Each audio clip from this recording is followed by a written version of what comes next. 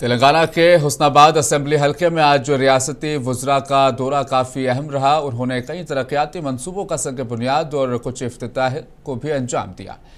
वज़ीर सेहत, वज़ीर ट्रांसपोर्ट पूनम प्रभाकर, वज़ीर ज़राअत नागेश्वर राव के अलावा कोमटिरेड्डी वेंकट रेड्डी ने भी इस गांव का दौरा किया, जहां मकामी अवाम और कांग्रेस कारकुनान ने उनका पुरतबाक इस्तकबाल किया। हुस्नाबाद में 82 करोड़ रुपए की लागत से 150 बिस्तरों पर मुश्तमिल सरकारी दवाखाने का संग बुनियाद भी रखा गया और 11.5 करोड़ रुपए से तामीर शुदा 50 बिस्तरों का जच्चा बच्चा मरकजी इफ्तिताह अंजाम दिया गया। इस मौके पर वज़ीर दामोदर ने हुस्नाबाद में मेडिकल सेंटर के क़याम का भी ऐलान किया, जबकि वज़ीर पूनम प्रभाकर ने शुक्रिया अदा करते हुए कहा कि कांग्रेस हुकूमत हुस्नाबाद की तरक्की के लिए पुरज़्म है। इसके अलावा भी यहाँ दीगर मंसूबे शुरू किए गए हैं।